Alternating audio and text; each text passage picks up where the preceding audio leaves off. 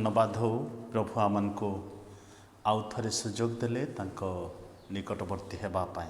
आसतु आज उपासना आरंभ करी आमने प्रार्थना करिबा। स्वर्गीय जीवंत आमनकर परित्राणकर्ता सदाप्रभु, आमे तुम पवित्र महत् भययोग्य नामर धन्यवाद करुछु प्रभु। आजिर सुंदर समय पुनर्बार तुम्हें आम जीवन रे जोग कल। आमनकर समस्त अयोग्यता सत्वे तुम्हें आमान को प्रेम कल। आपणार पुत्र प्रभु जीशु को देल। से जीशु क्रूसीय बलिदान हेतु आमने जीवित मानक मध्यरे नामस्थान पुणी वासस्थान पाई आज पर्यंत सुरक्षित अच्छु। आमे तुमर धन्यवाद करूँ। स्वर्गीय पिता, आज सुंदर समय आमे तुम निकट को आसीछु।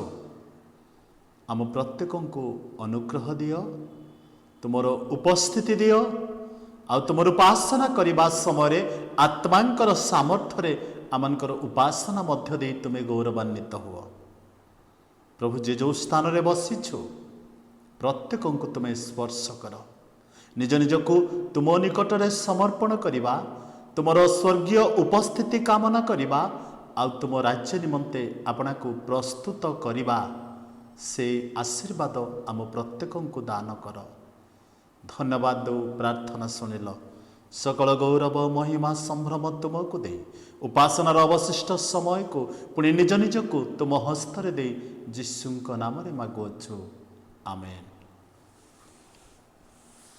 आमे उपासना आरंभ करी उपासना संगीत 126 पृष्ठार गीतटी गाइबा। चाहारे चाहारे नर काल बरी चूले, तुमुकती लागी प्रभु क्रूस काठे झूले।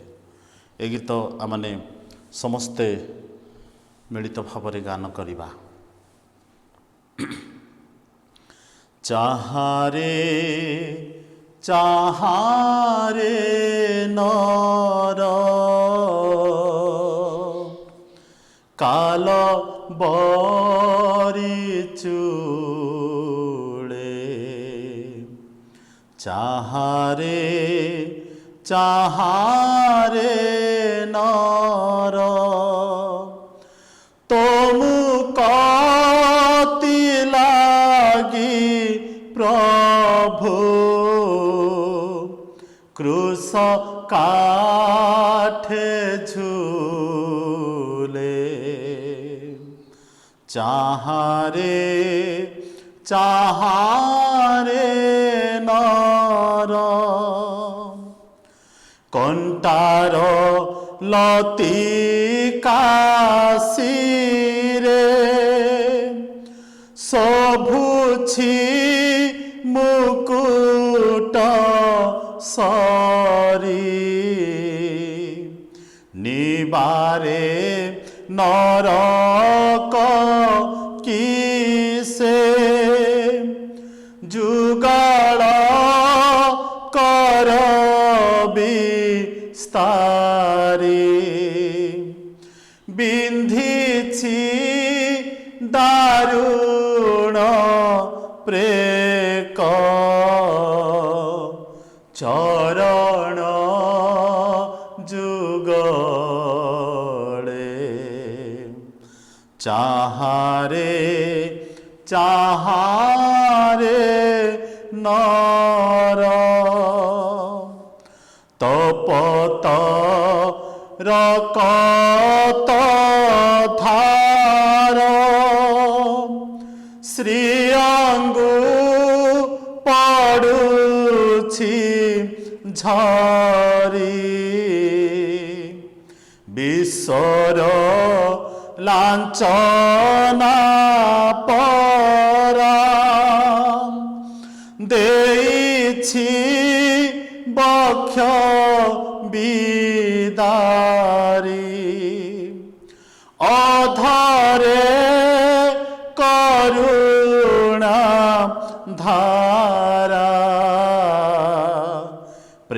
ପ୍ରେମରେ ଉଛୁଳେ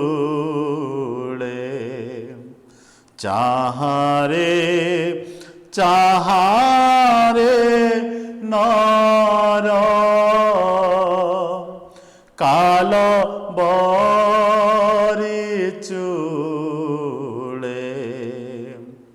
ଚାହାରେ ଚାହାରେ ନର ତମୁକତି ଲାଗି ପ୍ରଭୁ କ୍ରୁଶ କାଠେ ଝୁଲେ ଚାହାରେ ଚାହାରେ ନର। ଧନ୍ୟବାଦ। ଆଜିର ଧ୍ୟାନ ନିମନ୍ତେ ଆମମାନେ ଶାସ୍ତ୍ରରୁ ଯେଉଁ ଅଂଶଟି ପଢ଼ିବା ତାହା ଆପଣମାନେ ପାଇବେ 2 କରନ୍ଥୀୟ ତାର 4 ପର୍ବର 16 ପଦରୁ 5 ପର୍ବର 10 ପଦ ପର୍ଯ୍ୟନ୍ତ। ଆଜିର ଚିନ୍ତା ନିମନ୍ତେ ଆମମାନେ 2 କରନ୍ଥୀୟ ପୁସ୍ତକ ତାର 4 ଅଧ୍ୟାୟ 16 ପଦରୁ 5 ଅଧ୍ୟାୟର 10 ପଦ ପର୍ଯ୍ୟନ୍ତ ପଢ଼ିବା। କିନ୍ତୁ ସମୟର ସ୍ୱଳ୍ପତା ଦୃଷ୍ଟିରୁ ମୁଁ କେବଳ 5 ପଦ ପର୍ଯ୍ୟନ୍ତ ପଢ଼ିବା ପାଇଁ ଇଚ୍ଛା କରେ। 4 ଅଧ୍ୟାୟ 16 ପଦରୁ 5 ପର୍ବର 5 ପଦ ପର୍ଯ୍ୟନ୍ତ ପଢ଼ିବା। ଆଉ ଏ ସ୍ଥାନରେ ଲେଖାଯାଏ, ତେଣୁ ଆମ୍ଭେମାନେ କ୍ଳାନ୍ତ ହେଉନାହୁଁ, କିନ୍ତୁ ଆମ୍ଭମାନଙ୍କର ବାହିକ ପୁରୁଷ କ୍ଷୟ ପାଇଲେ ସୁଦ୍ଧା ଆମ୍ଭମାନଙ୍କ ଆନ୍ତରିକ ପୁରୁଷ ଦିନକୁ ଦିନ ନୂତନୀକୃତ ହେଉଅଛି। କାରଣ ଏହି କ୍ଷଣ କାଳସ୍ଥାୟୀ ଲଘୁ କ୍ଲେଶ ଅତ୍ୟଧିକ ବାହୁଲ୍ୟ ରୂପେ ଆମ୍ଭମାନଙ୍କ ନିମନ୍ତେ ଅନନ୍ତ କାଳସ୍ଥାୟୀ ମହାଗୌରବ ସାଧନ କରୁଅଛି। ଯେଣୁ ଆମ୍ଭେମାନେ ଦୃଶ୍ୟ ବିଷୟ ପ୍ରତି ଲକ୍ଷ୍ୟ ନ କରି ଅଦୃଶ୍ୟ ବିଷୟ ପ୍ରତି ଲକ୍ଷ୍ୟ କରୁଅଛୁ। କାରଣ ଦୃଶ୍ୟ ବିଷୟ କ୍ଷଣ କାଳସ୍ଥାୟୀ, କିନ୍ତୁ ଅଦୃଶ୍ୟ ବିଷୟ ଅନନ୍ତ କାଳସ୍ଥାୟୀ। କାରଣ ଯଦି ଆମ୍ଭମାନଙ୍କର ଏହି ତମ୍ବୁରୂପ ପାର୍ଥିବ ଗୃହ ଭାଙ୍ଗିଯାଏ, ତେବେ ଈଶ୍ୱରକୃତ ଅହସ୍ତ ନିର୍ମିତ ଆମ୍ଭମାନଙ୍କର ଏକ ଅନନ୍ତ କାଳସ୍ଥାୟୀ ଗୃହ ଯେ ସ୍ୱର୍ଗରେ ଅଛି, ଏହା ଆମ୍ଭେମାନେ ଜାଣୁ। ଯେଣୁ ଆମ୍ଭେମାନେ ତ ଆମ୍ଭମାନଙ୍କ ସ୍ୱର୍ଗୀୟ ଗୃହରୂପ ବସ୍ତ୍ରରେ ପରିହିତ ହେବାକୁ ଏକାନ୍ତ ଇଚ୍ଛା କରି ଏହି ଗୃହରେ ଥାଉ ଥାଉ ଆର୍ତ୍ତନାଦ କରୁଅଛୁ। ଏହିପରି ପରିହିତ ହେଲେ ଆମ୍ଭେମାନେ ଉଲଙ୍ଗ ଦେଖାଯିବା ନାହିଁ।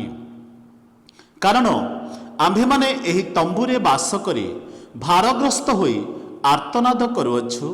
ଯେଣୁ ଆମ୍ଭେମାନେ ଯେ ପରିଚ୍ଛଦ ତ୍ୟାଗ କରିବାକୁ ଇଚ୍ଛା କରୁ ତାହା ନୁହେଁ, ମାତ୍ର ଜୀବନ ଯେପରି ମର୍ତ୍ତ୍ୟକୁ ଗ୍ରାସ କରେ, ଏଥିନିମନ୍ତେ ଏହି ପରିଚ୍ଛଦ ଉପରେ ଅନ୍ୟ ବସ୍ତ୍ର ପରିଧାନ କରିବାକୁ ଆମ୍ଭେମାନେ ଇଚ୍ଛା କରୁଅଛୁ। ଆଉ ଯେ ଏଥିନିମନ୍ତେ ଆମ୍ଭମାନଙ୍କୁ ପ୍ରସ୍ତୁତ କରିଅଛନ୍ତି, ସେ ଈଶ୍ୱର ସେ ଆମମାନଙ୍କୁ ବଇନା ସ୍ୱରୂପେ ଆତ୍ମା ମଧ୍ୟ ଦାନ କରିଅଛନ୍ତି। ପ୍ରଭୁ ଏହି ପଠିତ ବାକ୍ୟରେ ଆଉ ଶ୍ରବଣରେ ଆମମାନଙ୍କୁ ଆଶୀର୍ବାଦ କରନ୍ତୁ। ପ୍ରଭୁଙ୍କ ମହାନାମର ଧନ୍ୟବାଦ ହଉ। ଏ ପ୍ରକାର ପରିସ୍ଥିତିରେ ମଧ୍ୟ ଆମମାନଙ୍କୁ ସେ ଉପାସନା କରିବା ପାଇଁ ସୁଯୋଗ ଦେଇ ଆସୁଅଛନ୍ତି। ଆଉ ଆମମାନଙ୍କୁ ଜୀବିତମାନଙ୍କ ମଧ୍ୟରେ ରଖିଅଛନ୍ତି। ତେଣୁ ତାଙ୍କ ନାମ ଧନ୍ୟବାଦ ଦେବା ନିତାନ୍ତ ଆମମାନଙ୍କର ଆବଶ୍ୟକ। ପୁଣି ଧନ୍ୟବାଦ ଦିଏ ଆଜିର ଉପାସନାରେ ଉପସ୍ଥିତ ପ୍ରଭୁଙ୍କ ପ୍ରିୟ ଦାସ ଦାସୀ ସନ୍ତାନ ସନ୍ତତି ସମସ୍ତଙ୍କୁ ଏବଂ ମୋର ନମସ୍କାର ଜଣାଏ। ଆସନ୍ତୁ ଆମମାନେ ବାକ୍ୟ ମଧ୍ୟରୁ ଅଳ୍ପ ସମୟ ଆଲୋଚନା କରିବା। ଏ ଯେଉଁ ଅଂଶଟି ଆମମାନେ ପଢ଼ିଲୁ 2 କରନ୍ଥୀ ତାର 4 ଅଧ୍ୟାୟ 16 ପଦରୁ 5 ଅଧ୍ୟାୟର 10 ପଦ ପର୍ଯ୍ୟନ୍ତ। ଏଠି ଆମମାନେ ଗୋଟିଏ ବିଶେଷ ବିଷୟ ଦେଖୁଛୁ।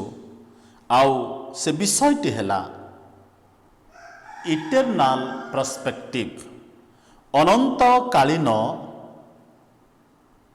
ଆପେକ୍ଷିକ ସ୍ଥାନ ଓଡ଼ିଆରେ ଯଦି କୁହାଯାଏ ବା ପରିପ୍ରେକ୍ଷଣ ସ୍ଥାନ। ପାଉଲ ଭଲରେ ଜାଣନ୍ତି ଖ୍ରୀଷ୍ଟଙ୍କର ସେବା କରିବା ସମୟରେ ତାଙ୍କ ଜୀବନରେ ଅନେକ ପ୍ରକାର କ୍ଲେଶ ଆଉ ଆସିଅଛି, କିନ୍ତୁ ତାଙ୍କ ଲେଖାରେ ସେ ଏହା ମଧ୍ୟ ପ୍ରକାଶ କରନ୍ତି ଖ୍ରୀଷ୍ଟଙ୍କ ପ୍ରେମରୁ କିଏ ଆମମାନଙ୍କୁ ବିଚ୍ଛିନ୍ନ କରିପାରେ। କିନ୍ତୁ ଗୋଟିଏ ସ୍ଥାନରେ ଆମେ ଯେତେବେଳେ ଦେଖୁ 2 ଅଧ୍ୟାୟ ତାର 12 ଆଉ 13 ପଦରେ ଯେତେବେଳେ ପାଉଲ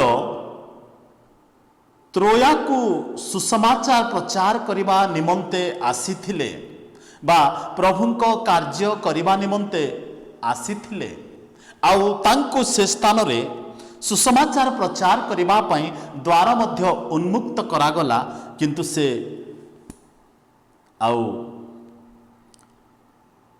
ନିରୁତ୍ସାହିତ ହୋଇଥିଲେ କିଛି ସମୟ ପାଇଁ, କାରଣ ସେ ସ୍ଥାନରେ ତିତସଙ୍କର ଉପସ୍ଥିତି ନଥିଲା। ଏଠି ଆମେ ଦେଖୁଛୁ ପାଉଲ ତାଙ୍କ ବାକ୍ୟରେ ସେ କୁହନ୍ତି ଯେ ଖ୍ରୀଷ୍ଟଙ୍କ ସେବା କରିବା ନିମନ୍ତେ କି ବନ୍ଧନ କି କ୍ଲେଶ କି ସଙ୍କଟ କି ତାଡ଼ନା କେହି ମଧ୍ୟ ଆମମାନଙ୍କୁ ଖ୍ରୀଷ୍ଟଙ୍କ ପ୍ରେମରୁ ବିଚ୍ଛିନ୍ନ କରିପାରିବ ନାହିଁ, ଆଉ ସେ କେବେ ମଧ୍ୟ ନିରୁତ୍ସାହ ବା ହତୋତ୍ସାହ ହେବା କଥା ବାଇବଲ ପ୍ରକାଶ କରେ ନାହିଁ।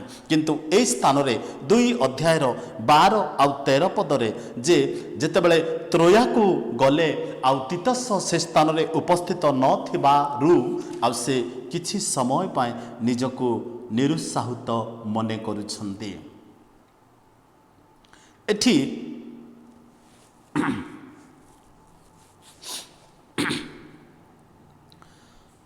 ପ୍ରଭୁଙ୍କର ସୁରକ୍ଷା,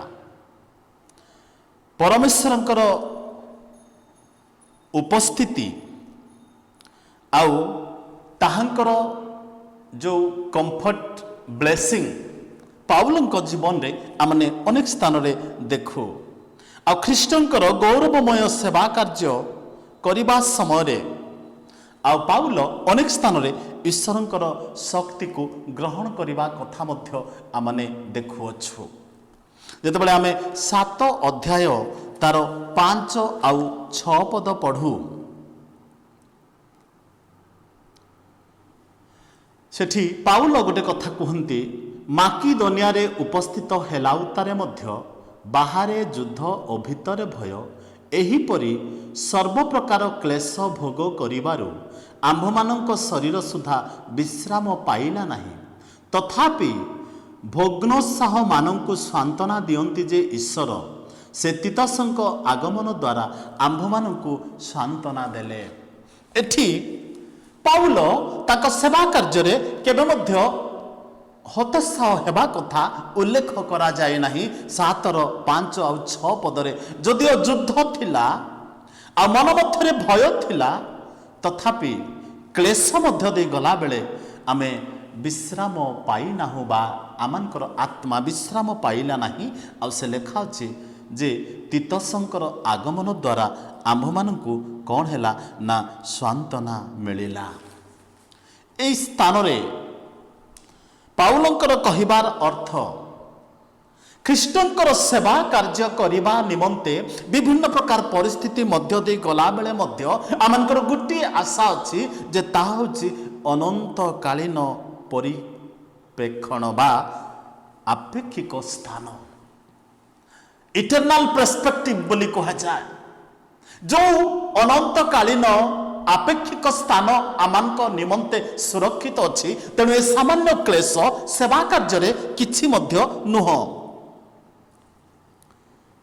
ତେଣୁ ତାର 4 ଅଧ୍ୟାୟର ଆରମ୍ଭରୁ ଆପଣମାନେ ଯେତେବେଳେ ଦେଖିବେ ପାଉଲ ସେ ସ୍ଥାନରେ ଅନେକ ପ୍ରକାର ତାଡ଼ନାର ଅନୁଭୂତିକୁ, କ୍ଲେଶର ଅନୁଭୂତିକୁ ଆଉ ବିଭିନ୍ନ ପ୍ରକାର ପରିସ୍ଥିତି ମଧ୍ୟ ଦେଇ ଯିବାର ଅନୁଭୂତିକୁ से वर्णना करती आ 16 अध्याय से कहती एइथिपाई आमने क्लेश मध्य दे गलु कारण आमान पई इंटरनल पर्सपेक्टिव अपेक्षा करूअछि 4:16 पद मु आपण मान पई पढ़िबी।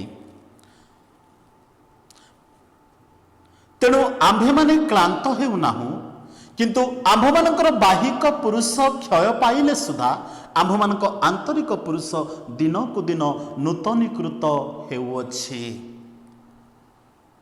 पाउल कहते नॉट डिस्करेज बा आमाने क्लांत कि श्रांत हेउ नाहु आमानकर परिश्रम आमानकु प्रतिबंधक आनी दउ नाही। 1:8 पद अनुसार मु आपण मान पढ़ी कारण हे भाई माने आसिया रे आमानक ऊपर घटिथिबा क्लेश संबंध रे तुम्भे माने जे अज्ञ थाओ यह आम्भ मानकर इच्छा नुहे आम्भे माने आमानक शक्ति अतिरिक्त रूपे भारग्रस्त होइथिलु एपरिकी जीवनर आशा मध्य परित्याग करिथिलु। पाउल जितेबले सुसमाचार प्रचार करुले आसिया रे आ से कहउछंती जो क्लेश मध्य दे आमान को जीवाक पड़िला मोर इच्छा नाही से विषय तुमे अजणा हेकिरि थाओ कारण आमाने भाबिलु बोधे आमानकर प्राण मध्य चली जीवो तथापि से निरुत्साहित नुहंती तांकर अवसाद नाही जीवन रे। तेणु 16 पदरे से कहंती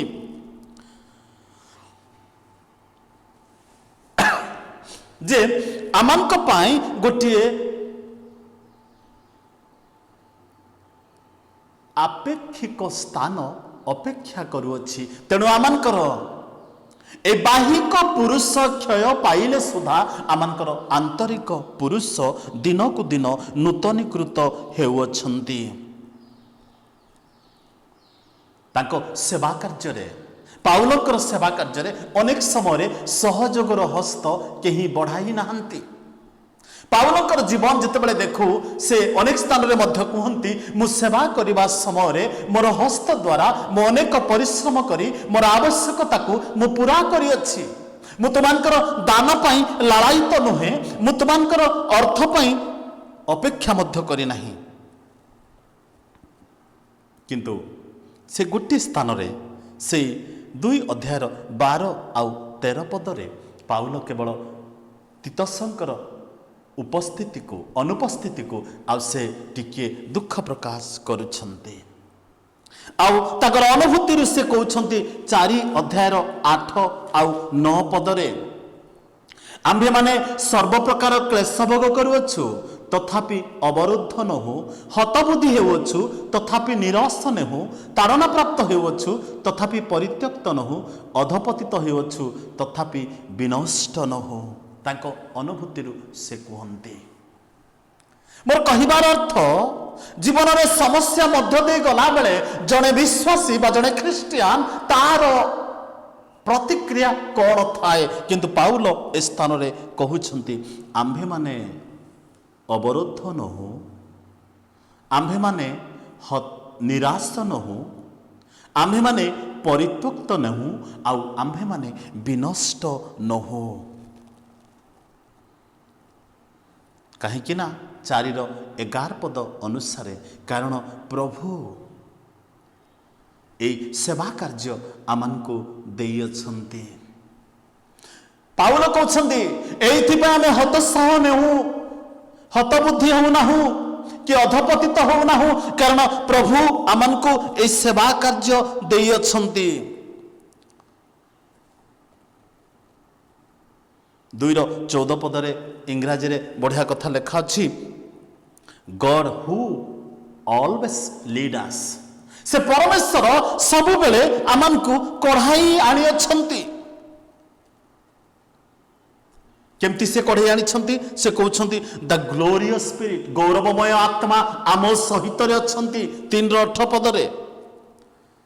तापरे 4:7 पदरे से कहउछंती द पावरफुल फादर शक्तियुक्त पिता आम सहित रे अछंती। आउ तार 4:14 पदरे से कहउछंती जे ତାହାଙ୍କର ଆଶା, ତାହାଙ୍କର ଆସୁରାନ୍ସ, ତାହାଙ୍କର ପୁନରୁତ୍ଥାନର ଆଶା ଆମ ସହିତ ଅଛି। ତେଣୁ ଆମେ ହତବୁଦ୍ଧି ହେଉନାହୁଁ।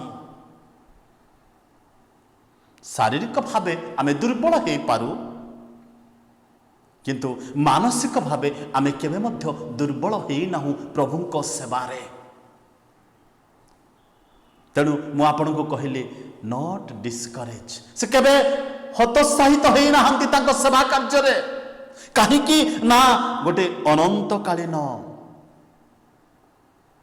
ଆପେକ୍ଷିକ ସ୍ଥାନ, ଅନନ୍ତକାଳୀନ ସ୍ଥାନ ତାଙ୍କ ପାଇଁ ଅପେକ୍ଷା କରୁଅଛି। ତେଣୁ ସେ କହୁଅଛନ୍ତି ବାହ୍ୟିକ ପୁରୁଷ କ୍ଷୟ ପାଇଲେ ସୁଦ୍ଧା ଆନ୍ତରିକ ପୁରୁଷ ଦିନକୁ ଦିନ ନୂତନୀକୃତ ହେଉଅଛି।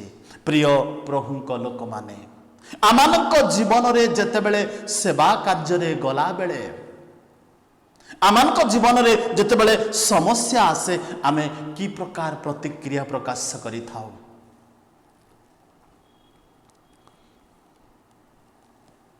କାରଣ ପାଉଲଙ୍କ ଜୀବନ ଦେଖୁ, ସେ କେବେ ବିଶ୍ୱାସକୁ ପରିତ୍ୟାଗ କରିନାହାନ୍ତି। ସେ ତାଙ୍କର ଭରସାକୁ କେବେ ଛାଡ଼ି ନାହାନ୍ତି। ଆଉ ସେ କହୁଛନ୍ତି ଯଦିଓ ମୋ ଜୀବନରେ କ୍ଲେଶ ଆସିଲା, ମୁଁ କେବେ ହତୋତ୍ସାହ ହେଇନାହିଁ, ନିରୁତ୍ସାହ ହେଇନାହିଁ, କେବେ ଭାଙ୍ଗି ପଡ଼ିନାହିଁ। କାରଣ ମୋର ଗୋଟିଏ ଆଶା ଅଛି, ମୋର ଏ ବାହ୍ୟିକ ପୁରୁଷ କ୍ଷୟ ପାଇଲେ ମଧ୍ୟ ଆନ୍ତରିକ ପୁରୁଷ ବଳବାନ ହେଉଅଛି। ମୁଁ ଏକଥା କହିବାର ଅର୍ଥ, ଆମେ ଯେଉଁ ପରିସ୍ଥିତିରେ ବର୍ତ୍ତମାନ ଗତି କରୁଛୁ, ଆମମାନଙ୍କର ବର୍ତ୍ତମାନର ପରିସ୍ଥିତି, ଯେଉଁ ପରିସ୍ଥିତି ଆମମାନଙ୍କୁ ଆଜି ଚାପି ଦେଇଛି, ଆମମାନଙ୍କ ମନରେ ଅନେକ ସମୟରେ ନିରୁତ୍ସାହତା ଆସିଛି। ଯେତେବେଳେ ପାଉଲଙ୍କର ଜୀବନକୁ ପଢ଼ୁ, ମୁଁ ଅନେକ ଶାସ୍ତ୍ରାଂଶ ଆପଣମାନଙ୍କ ସମ୍ମୁଖରେ କହିଲି। ପାଉଲ କହିଲେ ଦ ଗଡ୍ ହୁ ଅଲୱେଜ୍ ଲିଡ୍ ଆସ୍, the glorious spirit who always guide us, the powerful father who help us to do ministry। ସେ କହୁଛନ୍ତି ଯୋଉ ଗୌରବମୟ ଆତ୍ମା ଆମ ସହିତ ଅଛନ୍ତି। ପ୍ରିୟ ପ୍ରଭୁଙ୍କ ଲୋକମାନେ, ଆମ ମଣ୍ଡଳୀର ଲୋକମାନଙ୍କୁ ମୁଁ ଏ ଗୋଟିଏ କଥା କହିବାକୁ ଚାହେଁ, ଆମମାନଙ୍କ ଜୀବନରେ ସମସ୍ୟା ମଧ୍ୟ ଦେଇ ଗଲାବେଳେ ଆମେ ନିରୁତ୍ସାହିତ ନ ହୋଇ ଗୋଟିଏ କଥା କହିବା ଯେ ଆମମାନଙ୍କର ବାହ୍ୟିକ ପୁରୁଷ କ୍ଷୟ ପାଇଲେ ମଧ୍ୟ ଆନ୍ତରିକ ପୁରୁଷ ଦିନକୁ ଦିନ ନୂତନୀକୃତ ହେଉଅଛି। ଶାରୀରିକ ଭାବେ ଦୁର୍ବଳ ହେଇପାରୁ, କିନ୍ତୁ ଆତ୍ମିକ ଭାବେ ଆମେ ଦୁର୍ବଳ ହେବା ଆମମାନଙ୍କ ପାଇଁ ଭୁଲ ବିଷୟ ଅଟେ।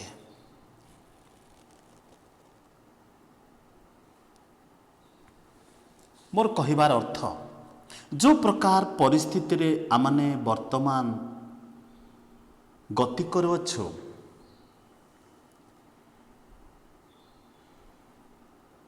ଆମମାନଙ୍କ ଜୀବନରେ ଅନେକ ସମୟରେ ନିରୁତ୍ସାହ ଆସେ। ଅନେକଙ୍କର ଗୋଟିଏ ପ୍ରଶ୍ନ, ପାଳକ ବାବୁ ଉପାସନାଳୟ କେବେ ଖୋଲିବ? ନିରୁତ୍ସାହ, ଆମ ଜୀବନରେ ଭୟ ରହିଛି ଯେ ଆମେ ଉପାସନା କରିପାରିବା କି ନାହିଁ ଏକତ୍ର ବସି। ପାଉଲ ଗୋଟେ ସୁନ୍ଦର କଥା କହୁଛନ୍ତି ସେଇ 2 Corinthy 2:14 ପଦରେ, କିନ୍ତୁ ଈଶ୍ୱରଙ୍କର ଧନ୍ୟବାଦ ହେଉ, ସେ ସବୁବେଳେ ଆମମାନଙ୍କୁ ଘେନି ଖ୍ରୀଷ୍ଟଙ୍କ ଠାରେ ବିଜୟ ଯାତ୍ରା କରୁଅଛନ୍ତି, ଆଉ ସବୁ ସ୍ଥାନରେ ତାହାଙ୍କ ଜ୍ଞାନ ରୂପ ସୁବାସ ଆମ୍ଭମାନଙ୍କ ଦ୍ୱାରା ପ୍ରକାଶ କରୁଅଛନ୍ତି। ତେଣୁ ମୁଁ କହିଲି, ପ୍ରଭୁ ଆମମାନଙ୍କୁ ପରିଚାଳନା କରୁଅଛନ୍ତି, ଆମମାନଙ୍କ ଦ୍ୱାରା ସେ ନିଜକୁ ପ୍ରକାଶ କରୁଅଛନ୍ତି, ତାହାଙ୍କର ଗୌରବମୟ ଆତ୍ମା ଆମ ସହିତରେ ଅଛନ୍ତି। ତେଣୁ ଆମ ଜୀବନରେ ଯେକୌଣସି ପରିସ୍ଥିତି ଆସୁ, ଆଜି ଏକତ୍ର ବସି ଉପାସନା କରିବାର ସୁଯୋଗ ନ ପାଇଲେ ମଧ୍ୟ ଆମେ ନିରୁତ୍ସାହିତ ହେବା ନୁହଁ। କାହିଁକି ନିରୁତ୍ସାହ ହେଇନାହାନ୍ତି ପାଉଲ? ତାର 2ୟ କଥା ଲେଖାଯାଏ 17 ଆଉ 18 ପଦରେ, ସେଇ 4:17 ଆଉ 18 ପଦରେ, କାରଣ ଏହି କ୍ଷଣ କାଳସ୍ଥାୟୀ ଲଘୁ କ୍ଲେଶ ଅତ୍ୟଧିକ ବାହୁଲ୍ୟ ରୂପେ ଆମ୍ଭମାନଙ୍କ ନିମନ୍ତେ ଅନନ୍ତ କାଳସ୍ଥାୟୀ ମହାଗୌରବ ସାଧନ କରୁଅଛି। ଯେଣୁ ଆମ୍ଭେମାନେ ଦୃଶ୍ୟ ବିଷୟ ପ୍ରତି ଲକ୍ଷ୍ୟ ନ କରି ଅଦୃଶ୍ୟ ବିଷୟ ପ୍ରତି ଲକ୍ଷ୍ୟ କରୁଅଛୁ, କାରଣ ଦୃଶ୍ୟ ବିଷୟ କ୍ଷଣ କାଳ ସ୍ଥାୟୀ, କିନ୍ତୁ ଅଦୃଶ୍ୟ ବିଷୟ ଅନନ୍ତ କାଳ ସ୍ଥାୟୀ। एठी पाउल कहते जे आमानक जीवन रे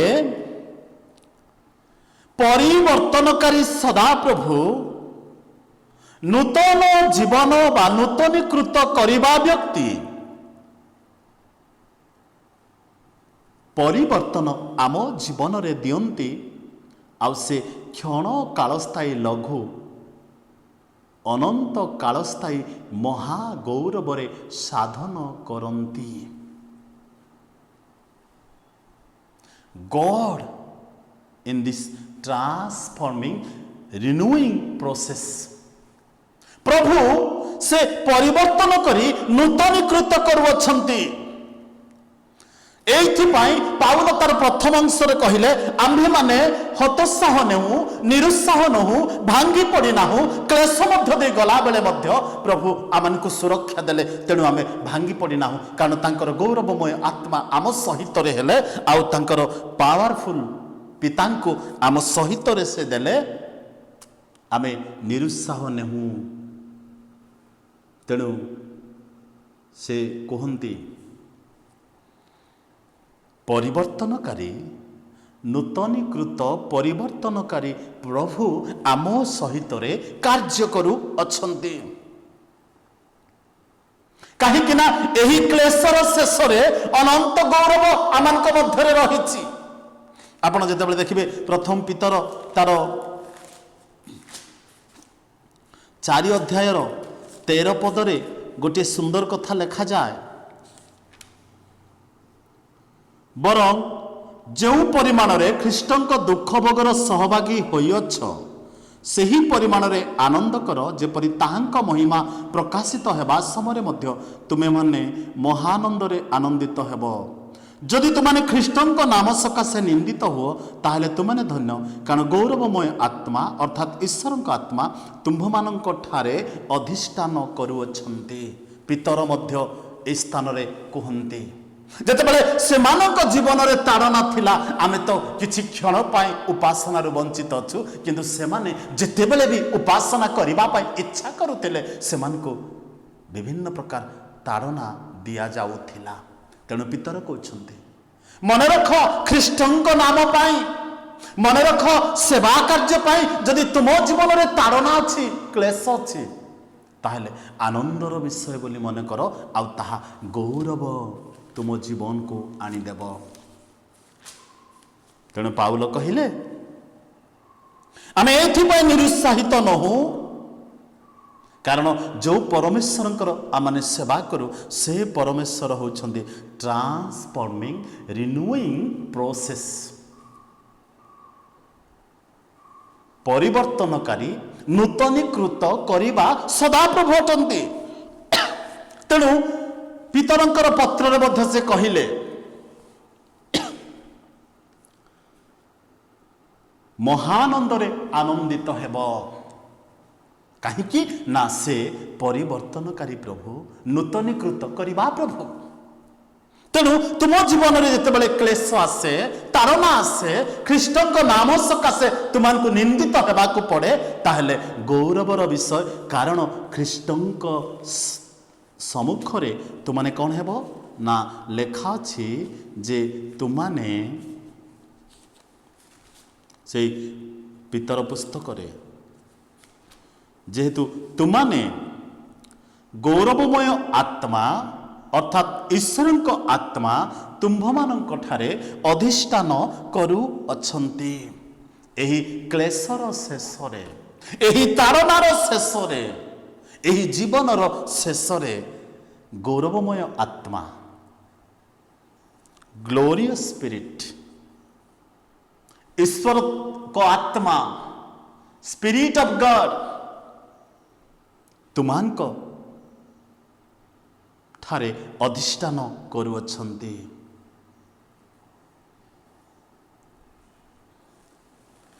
प्रिय प्रभुंक लोक माने पाउल कहिले मु हतोत्साह नुह मु निरुत्साह नुह मु भांगी पड़ू नाही कारण से गौरवमय आत्मा ମୋ ସହିତ ଅଛନ୍ତି ଆଉ ତାଙ୍କ କାର୍ଯ୍ୟ କରିବା ପାଇଁ ମୋତେ ସାମର୍ଥ୍ୟ ଦେଇଅଛନ୍ତି।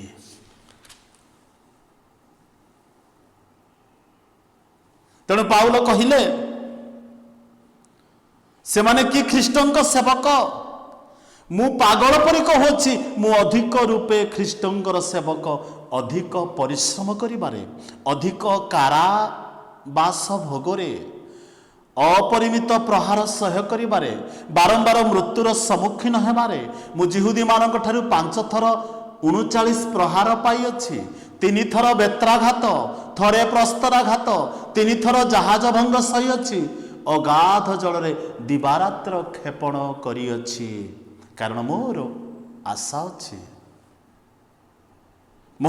ଆଶା ଅଛି ଯେ ମୁଁ ଗୌରବମୟ ଆତ୍ମାଙ୍କ ସହିତରେ ଅନନ୍ତ କାଳ ପିତାଙ୍କ ନିକଟରେ ବାସ କରିବି। ସେଥିପାଇଁ ସେ କହିଲେ ଯାତ୍ରା କରିବାରେ, ନଦୀର ବିପଦରେ, ଡକାୟତର ବିପଦରେ, ସ୍ୱଜାତି ଠାରୁ ବିପଦରେ, ବିଜାତିମାନଙ୍କ ଠାରୁ ବିପଦରେ, ନଗରର ବିପଦରେ, ପ୍ରାନ୍ତରର ବିପଦରେ, ସମୁଦ୍ରର ବିପଦରେ, ଭଣ୍ଡ ଭାଇମାନଙ୍କ ଠାରୁ ବିପଦରେ, ପରିଶ୍ରମ କଷ୍ଟ ଭୋଗରେ ମୁଁ କିନ୍ତୁ ଖ୍ରୀଷ୍ଟଙ୍କ ସେବା କରିବାରେ ଅବହେଳା କରିନାହିଁ। କାରଣ ମୋର ଗୋଟିଏ ଆଶା ଅଛି। 4:17 ଆଉ 18 ପଦ ଅନୁସାରେ ଏ କ୍ଷଣ କାଳସ୍ଥାୟୀ ଲଘୁ କ୍ଲେଶ ଅତ୍ୟଧିକ ବାହୁଲ୍ୟ ରୂପେ ଆମମାନଙ୍କର ନିମନ୍ତେ ଯଦି ବି ଆସେ, ତାହା ଅନନ୍ତ କାଳ ସ୍ଥାୟୀ ମହାଗୌରବ ସାଧନ କରୁଅଛି। ପାଉଲଙ୍କର କହିବା କଥା, ଏ ସମସ୍ତ କ୍ଷଣ କାଳ ସ୍ଥାୟୀ, ଏ ସବୁ ଟେମ୍ପରାରୀ, କାରଣ ଏହା ଦୃଶ୍ୟ ବିଷୟ। ତେଣୁ ଏ ସ୍ଥାନରେ କୁହନ୍ତି, ଜଣେ ଆମେ ଦୃଶ୍ୟ ବିଷୟ ପ୍ରତି ଲକ୍ଷ୍ୟ ନ କରି ଅଦୃଶ୍ୟ ବିଷୟ ପ୍ରତି ଲକ୍ଷ୍ୟ କରୁଅଛୁ। କାରଣ ଦୃଶ୍ୟ ବିଷୟ କ୍ଷଣ କାଳ ସ୍ଥାୟୀ, କିନ୍ତୁ ଅଦୃଶ୍ୟ ବିଷୟ ଅନନ୍ତ କାଳ ସ୍ଥାୟୀ।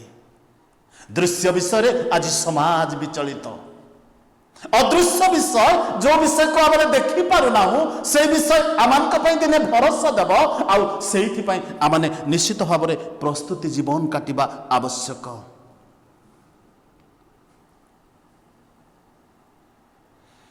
ତେଣୁ ପାଉଲ କହିଲେ 17 ଆଉ 18 ପଦରେ, ଏହି କ୍ଲେଶର ଶେଷରେ ଅନନ୍ତ ଗୌରବ ଆମମାନଙ୍କୁ ଅପେକ୍ଷା କରିଛି। ଏଇଥିପାଇଁ ସେ ତାଙ୍କ ଜୀବନରେ କେବେ ବି ହତୋତ୍ସାହ କି ନିରୁତ୍ସାହ ହୋଇନାହାନ୍ତି। ଆମ ଜୀବନରେ ଯେତେବେଳେ କୌଣସି ଗୋଟେ ସାମାନ୍ୟ କଥା ଆସେ, ଅନେକଙ୍କ ମନରେ ଗୋଟିଏ ପ୍ରଶ୍ନ ଉଙ୍କି ମାରୁଛି। ଯଦିଓ ନିୟମିତ ଭାବରେ ପ୍ରତି ସମୟରେ ଉପାସନାରେ ଉପସ୍ଥିତ ହୋଇ ନ ପାରନ୍ତି, ତଥାପି ମନରେ ପ୍ରଶ୍ନ ଆସେ, କାହିଁକି ଏପରି ହେଲା ପ୍ରଭୁ? ଏହା ଆମମାନଙ୍କ ପାଇଁ କ୍ଲେଶ ନୁହଁ। ଏ ଦୃଶ୍ୟ କ୍ଲେଶ ଟେମ୍ପରାରୀ, କିଛି ସମୟ ପାଇଁ।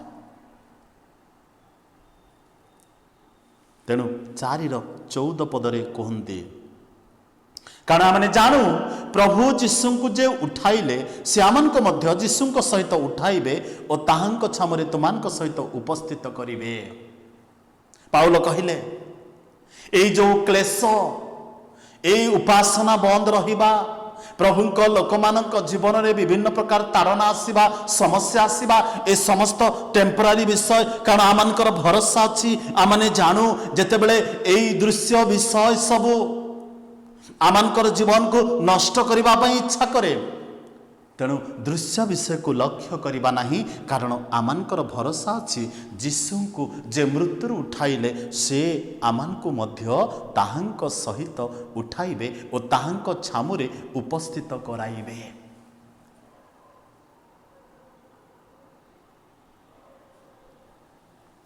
ଯୀଶୁଙ୍କ ପରି ତାଙ୍କଠାରେ ଭରସା କରୁଥିବା ଲୋକମାନଙ୍କ ଜୀବନରେ ମଧ୍ୟ ପ୍ରଭୁ କାର୍ଯ୍ୟ କରିବେ, ଯେ ଯୀଶୁଙ୍କ ପରି ସେମାନେ ମଧ୍ୟ ଉଠିବେ ଆଉ ଅନନ୍ତ ଗୌରବରେ ପ୍ରବେଶ କରିବେ। ତେଣୁ ଏହି କ୍ଲେଶ ଆମ ପାଇଁ କିଛି ମଧ୍ୟ ନୁହଁ। ପ୍ରିୟ ପ୍ରଭୁଙ୍କ ଲୋକମାନେ, କ୍ଲେଶକୁ ଦେଖି ଆମେ ଅନେକ ସମୟରେ ଭାଙ୍ଗି ପଡ଼ୁ।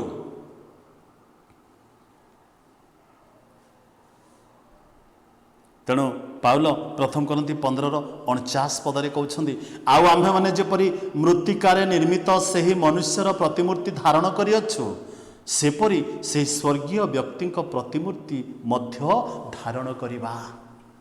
ଆମମାନଙ୍କର ଏ କ୍ଷଣ କାଳସ୍ଥାୟୀ ଲଘୁ କ୍ଲେଶ ସହ୍ୟ କରିଗଲା ପରେ, ଏଇ ଟେମ୍ପରାରୀ ବା ଯାହା ସବୁବେଳ ପାଇଁ ନୁହଁ, ଏଇ ସମୟ ଶେଷ ହେଲା ପରେ ଆମମାନେ କ'ଣ କରିବା ନା ଖ୍ରୀଷ୍ଟଙ୍କ ସହିତ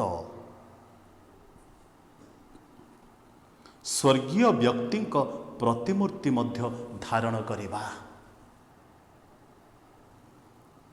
ତାହାଙ୍କ ପରି, କାହାପରି? ଖ୍ରୀଷ୍ଟଙ୍କ ପରି ହେବା। ତେଣୁ ଆମ ଜୀବନରେ ମନର ନୂତନୀକରଣ, ନୂତନ ପରିବର୍ତ୍ତନ ନିତାନ୍ତ ଆବଶ୍ୟକ। ତେଣୁ 18 ପଦରେ କହିଲେ, ଦୃଶ୍ୟ ବିଷୟ ପ୍ରତି ଲକ୍ଷ୍ୟ ନ କରି ଅଦୃଶ୍ୟ ବିଷୟ ପ୍ରତି ଲକ୍ଷ୍ୟ କରିବା। କାରଣ ଦୃଶ୍ୟ ବିଷୟ କ୍ଷଣକାଳ ସ୍ଥାୟୀ, ଆଉ ଅଦୃଶ୍ୟ ବିଷୟ ଅନନ୍ତ କାଳ ସ୍ଥାୟୀ। ଫିଲିପିୟ 3:21 ପଦରେ ପାଉଲ ଗୋଟେ ସୁନ୍ଦର କଥା କହିଲେ, ସେ ଆପଣାର ଯେଉଁ କାର୍ଯ୍ୟ ସାଧକ ଶକ୍ତି ଦ୍ୱାରା ସମସ୍ତ ବିଷୟକୁ ନିଜର ବଶୀଭୂତ କରିପାରନ୍ତି, ତଦ୍ୱାରା ଆମ୍ଭମାନଙ୍କର ଛାର ଶରୀରକୁ ରୂପାନ୍ତରିତ କରି ଆପଣାର ଗୌରବମୟ ଶରୀରର ସଦୃଶ କରିବେ। ରିନ୍ୟୁଇଂ ସ୍ପିରିଟ୍, ନୂତନୀକୃତ କରିବା ପ୍ରଭୁ, ପରିବର୍ତ୍ତନ କରିବା ପ୍ରଭୁ। ସେ ଆମମାନଙ୍କୁ କ'ଣ କରିବେ ନା ଛାର ଶରୀରକୁ ରୂପାନ୍ତରିତ କରି ଆପଣାର ଗୌରବମୟ ଶରୀରର ସଦୃଶ କରିବେ। ସେଇଥିପାଇଁ ପାଉଲ କହିଲେ, ଆମମାନେ ନିରୁତ୍ସାହ ନୋହୁଁ, ଆମମାନେ ଭରସାକୁ କେବେ ମଧ୍ୟ ହରାଇ ନାହୁଁ। ଆମ ଜୀବନରେ କ୍ଲେଶ ଆସିଲେ ମଧ୍ୟ ଆମେ ଉତ୍ସାହର ସହିତ ଖ୍ରୀଷ୍ଟଙ୍କ ସେବା କରି ଚାଲିଛୁ।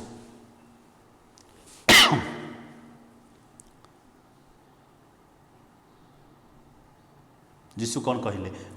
ମାଥ୍ୟୁ 11:30 ପଦରେ, ମୋହର ଜୁଆଳି ସହଜ, ମୋହର ଭାର ଉଶ୍ୱାସ।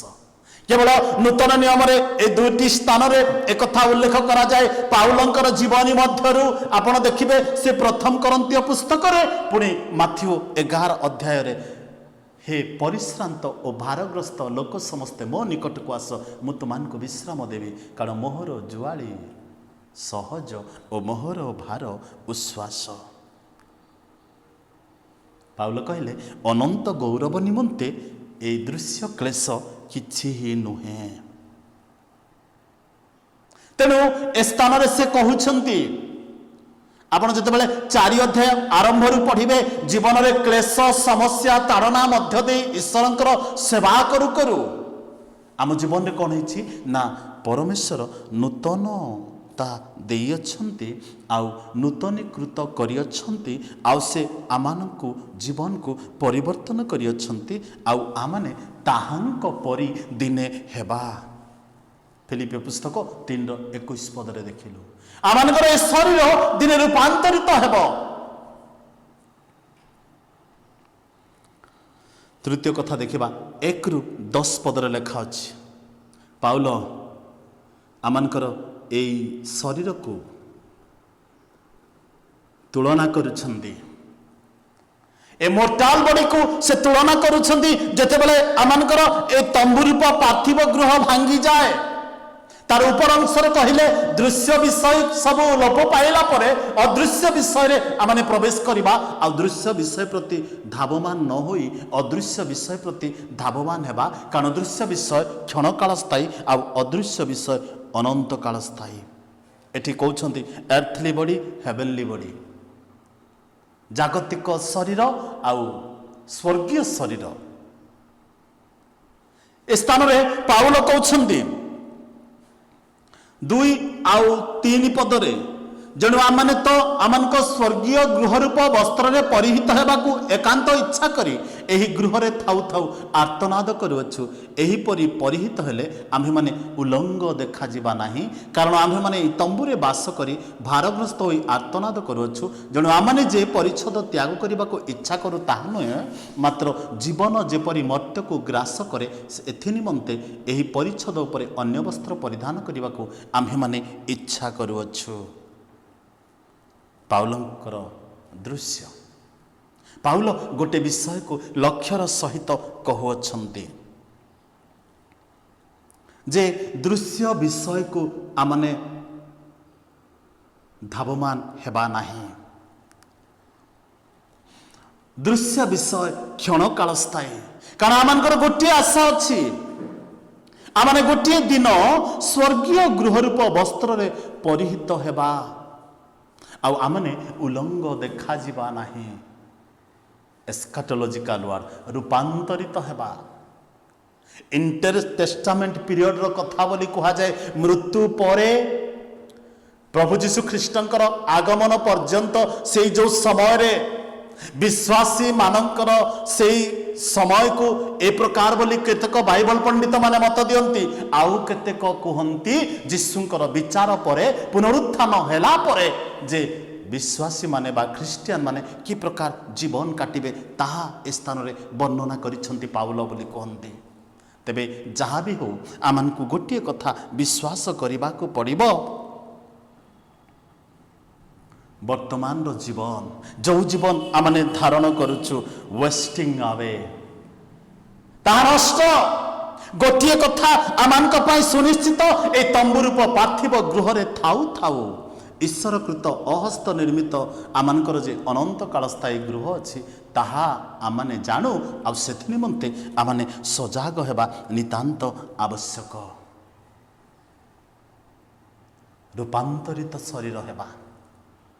जदि आम जीवन में क्लेश अच्छी, आम जीवन में ताड़ना अच्छी, आम एकत्र उपासना कर पारुना हो, आमनकर परिवार आत्मिक बना हो पारुना, तथापि आम निरुत्साहित न होई ख्रीष्टंक आड़े लक्ष्य करबा, ताहेले से आम जीवन में आश्चर्य परिवर्तन आनीदेवे, जहाँ आमको ए दृश्य विषय प्रति आसक्त न होई अदृश्य विषय प्रति आसक्त हेबा, आउ ए जागतिक शरीर प्रति लालायित न होई स्वर्गीय शरीर प्रति लालायित हेबा, आउ आमाने से वस्त्र रे वस्त्रान्वित हेबा, जहा कि पाउलंकर भाषा रे कहंती आमाने उलंग देखा जिबा नाही। अर्थात रूपांतरित शरीर धारण करबा जो माने ख्रीष्टंक ऊपर भरोसा करंती से माने से अनुभूति मध्य दे गति करिवे। तेणु से कहिले वर्तमान जीवन वेस्टिंग नष्टर समय जीवन। तेणु 2:4 पद अनुसारे आमने ए प्रकार वस्त्र परिधान करने को इच्छा करुअछु, आउ एथिपाई आमनकु से कौन करी अछंती ना बइना स्वरूपे आत्मा मध्य दान करी अछंती। लुक 6:21 पदरे लेखा जाए, वर्तमान क्षुदित जे तुम्भे माने धन्य, कारण तुम्भे माने परितृप्त हेब। वर्तमान रोदन करुअछ जे तुम्भे माने धन्य, कारण तुम्भे माने हास्य करिवो। ए वर्तमान जीवन रे जो माने क्षुदित ख्रीष्टन निमंते जीशु मध्य तांकर पार्वत्य उपदेश रे शिक्षा देउ देउ कहिले, आत्मा रे दिनहीन लोक माने धन्य, सुकार्त लोक माने धन्य, से माने ईश्वर को दर्शन पाइबे, से माने परितृप्त हेबे, से माने ईश्वर को संतान बोली ख्यात हेबे। तेणु ए स्थान रे जीशु से कहउछंती तुमाने धन्य, जो माने क्षुदित से माने परितृप्त हेबो, धन्य से माने जो माने क्षुदित, धन्य से माने जो माने रोदन करुअछंती। पाउल कहिले प्रथम 2 करंती 5 अध्याय रे आमाने आर्तनाद करुअछु, काहे कि करुअछु ए तंबुरूप पार्थिव गृह भांगी जिबा पूर्वरु अहस्त निर्मित गृह रे वास करिबा पई आर्तनाद करुअछु। तेणु जीशु कहिले धन्य से माने जो माने आर्तनाद करंती, से माने दिने हास्य करिवे। जो माने आत्मिक जीवन रे क्रंदन करंती, सेति पई जीशु कहिले आत्मा रे दिनहीन लोके धन्य, कारण से माने ईश्वर संतान बोले ख्यात हेबे। एठी पाउल कहउछंदी धन्य से माने जो माने ख्रीष्टन निमंते क्षुदित, धन्य से माने जो माने ख्रीष्टन निमंते क्रंदन करंती, कारण से माने दिने हास्य करिवे, हसिबे। तेणु स्थान रे आमाने देखुछु ପାଉଲ କମ୍ପେୟାର କରୁଛନ୍ତି ମୋର୍ଟାଲ ବଡି ଆଣ୍ଡ ହେଭେନଲି ବଡି। ଏ କ୍ଷୟ ଶରୀରକୁ ଆଉ ଅକ୍ଷୟ ଶରୀର ସହିତ, ଏ କ୍ଷୟ ଜୀବନକୁ ଅକ୍ଷୟ ଜୀବନ ସହିତ, ଏ କ୍ଷଣକାଳ ସ୍ଥାୟୀ ଜଗତକୁ ଅକ୍ଷଣ କାଳସ୍ଥାୟୀ ଜଗତ ସହିତ। କାରଣ ପ୍ରତ୍ୟେକ ବିଶ୍ୱାସୀର ଏହି ଭରସା ରହିବା ନିତାନ୍ତ ଆବଶ୍ୟକ। ଦିନେ ମୋତେ ଏ ଜୀବନ ଛାଡ଼ି ଆଉ ଗୋଟିଏ ଜୀବନରେ ପ୍ରବେଶ କରିବାକୁ ପଡ଼ିବ। ତେଣୁ ପ୍ରଥମ କରନ୍ତୀୟ 15 ଅଧ୍ୟାୟର ତାର 51 ପଦରୁ ଲେଖା ଅଛି, ଦେଖ ମୁଁ ତୁମମାନଙ୍କୁ ଗୋଟେ ନିଗୁଡ଼ କଥା କହୁଅଛି, ଆମମାନେ ସମସ୍ତେ ମହାନିଦ୍ରା ପ୍ରାପ୍ତ ହେବା ନାହିଁ। ଯଦି ପ୍ରଭୁ ଆଜି ଆସନ୍ତି, ତାଙ୍କର ଆଗମନ ଯଦି ଆଜି ହୁଏ, ଆମମାନେ କେତେ ଲୋକ ଜୀବିତ ଥାଇ ମଧ୍ୟ ତାଙ୍କ ସହିତରେ ଊର୍ଦ୍ଧ୍ୱକୁ ନୀତ ହେବା। ତେଣୁ ସେ କହିଲେ, ଧନ୍ୟ ସେମାନେ ଯେଉଁମାନେ କ୍ଷୁଧିତ, ସେମାନେ ପରିତୃପ୍ତ ହେବେ। ଧନ୍ୟ ସେମାନେ ଯେଉଁମାନେ ରୋଦନ କରୁଛନ୍ତି, ସେମାନେ ହାସ୍ୟ କରିବେ। କାରଣ ତାର 52 ପଦରେ ଲେଖା ଅଛି, କିନ୍ତୁ ଏକ ମୁହୂର୍ତ୍ତରେ ଚକ୍ଷୁର ପଲକରେ ଶେଷ ତୁରିଧ୍ୱନିରେ ଆମ୍ଭେମାନେ ସମସ୍ତେ ପରିବର୍ତ୍ତିତ ହେବା। କାରଣ ତୁରି ବାଜିବ, ଆଉ ମୃତମାନେ ଅକ୍ଷୟ ହୋଇ ଉତ୍ଥିତ ହେବେ, ପୁଣି ଆମମାନେ ପରିବର୍ତ୍ତିତ ହେବା। କାରଣ ଏହି କ୍ଷୟ ଶରୀରକୁ ଅକ୍ଷୟତା ରୂପ ବସ୍ତ୍ର ପରିଧାନ କରିବାକୁ ହେବ, ଆଉ ଏ ମର୍ତ୍ତ୍ୟ ଶରୀରକୁ ଅମରତା ରୂପ ବସ୍ତ୍ର ପରିଧାନ କରିବାକୁ ହେବ। ସେଥିପାଇଁ 4:17 ଆଉ 18 ପଦରେ ପାଉଲ କହିଲେ, ଟ୍ରାନ୍ସଫର୍ମିଂ, ରିନ୍ୟୁଇଂ, ନୂତନୀକୃତ, ପରିବର୍ତ୍ତିତ। ଆଉ 5:2-4 ପଦ ଅନୁସାରେ ଆମମାନଙ୍କର ଏହି ମର୍ତ୍ତ୍ୟ ଶରୀର, ଆଉ ଯଦି ଆପଣ ଦେଖିବେ 5:1-10 ପଦ ଅନୁସାରେ ଯେତେବେଳେ ଦେଖୁଛୁ, ସେଠି ଲେଖା ଅଛି ଆମମାନଙ୍କୁ ପରିବର୍ତ୍ତିତ ହେବାକୁ ପଡ଼ିବ। କାରଣ ଆମମାନେ ଏଇ ତମ୍ବୁ ରୂପ ପାର୍ଥିବ ଗୃହରେ ଯେତେଦିନ ବାସ କରୁଛୁ, ଏହା ଆମମାନଙ୍କ ପାଇଁ ଟେମ୍ପରାରୀ। ତେଣୁ ଫିଲିପିଓ 3:21 ପାଉଲ କହିଲେ, ଆମମାନେ ତାହାଙ୍କ ପରି ରୂପାନ୍ତରିତ ହେବା। ଆଉ ଅନେକ ଏହାକୁ କୁହନ୍ତି ଖ୍ରୀଷ୍ଟଙ୍କର ଦ୍ୱିତୀୟ ଆଗମନର ଚିହ୍ନ। ତେଣୁ ପ୍ରିୟ ପ୍ରଭୁଙ୍କ ଲୋକମାନେ, ଏଭ୍ରି ଖ୍ରୀଷ୍ଟିଆନ, ପ୍ରତ୍ୟେକ ଖ୍ରୀଷ୍ଟୀୟ ବିଶ୍ୱାସୀ, ଆମ ପ୍ରତ୍ୟେକଙ୍କୁ ତାହାଙ୍କର ଶକ୍ତିରେ ନୂତନୀକୃତ ହେବା ନିତାନ୍ତ ଆବଶ୍ୟକ। ତେଣୁ ପାଉଲ ତୁଳନା କରୁଛନ୍ତି। ଆଉ ଯେତେବେଳେ ଆପଣ 6-8 ପଦ ଦେଖିବେ, ଏଠି ପାଉଲ ସାହସର ସହିତ ଉତ୍ସାହ ଦେଉଛନ୍ତି। ପାଉଲ ସାହସର ସହିତ କରନ୍ତୀୟ ମଣ୍ଡଳୀର ଲୋକମାନଙ୍କୁ ଉତ୍ସାହ ଦେଉଛନ୍ତି, ଅତଏବ ଆମ୍ଭେମାନେ ସର୍ବଦା ସାହସୀ ଅଟୁ, ଆଉ ଏହି ଶରୀରରେ ଯେ ପର୍ଯ୍ୟନ୍ତ ନିବାସ କରୁଅଛୁ, ସେ ପର୍ଯ୍ୟନ୍ତ ଯେ ପ୍ରଭୁଙ୍କ ଠାରୁ ଦୂରରେ ପ୍ରବାସ କରୁଅଛୁ, ଏହା ଜାଣୁ। କାରଣ ଆମେ ଦୃଶ୍ୟ ବିଷୟ ଦେଇ ଜୀବନଯାପନ ନ କରି ବିଶ୍ୱାସରେ ଜୀବନଯାପନ କରୁଅଛୁ। ହଁ, ଆମ୍ଭେମାନେ ସାହସୀ ଅଟୁ, କାରଣ ଶରୀର ଠାରୁ ଦୂରରେ ବାସ କରି ବରଂ ପ୍ରଭୁଙ୍କ ନିକଟରେ ନିବାସ କରିବାରେ ଆମମାନଙ୍କର ଅଧିକ ସନ୍ତୋଷ। କନଫିଡେନ୍ସ ଆଣ୍ଡ କରେଜ, ଦୃଢ଼ତାର ସହିତ ସେ ଉତ୍ସାହିତ କରୁଛନ୍ତି। କାହିଁକି ନା ଆମମାନଙ୍କର ଜୀବନରେ ଯଦିଓ କ୍ଲେଶ ଅଛି, ଯଦିଓ ସମସ୍ୟା ଅଛି, ଏବେ ମଧ୍ୟ ପୃଥିବୀରେ କେତେକ ଦେଶ ଅଛି। ମେର୍ମାର ମୋର ଜଣେ ସାଙ୍ଗ, ସେ ସବୁବେଳେ ମୋତେ କୁହନ୍ତି, ପାଣି ଆମେ ଫ୍ରିରେ ଆପଣଙ୍କ ଭଳି ଉପାସନା କରିପାରୁନାହୁଁ। ଆମେ ତ କରିପାରୁଛେ, ଯଦିଓ ଉପାସନା ଆମମାନଙ୍କର ବନ୍ଦ ଅଛି, ଆମମାନଙ୍କର ଘରେ ଉପାସନା କରିବାରେ କେହି ପ୍ରତିବାଦ ଆମମାନଙ୍କୁ ଆଣିଦେଇପାରିବ ନାହିଁ। ତେଣୁ 9 ଆଉ 10 ପଦରେ ପାଉଲ ମୋଟିଭେଟ୍ କରୁଛନ୍ତି। କ'ଣ ପାଇଁ? ଖ୍ରୀଷ୍ଟଙ୍କର ବିଚାର ନିମନ୍ତେ ଆସନ୍ତୁ, ଆପଣା ଆପଣାକୁ ପ୍ରସ୍ତୁତ କର।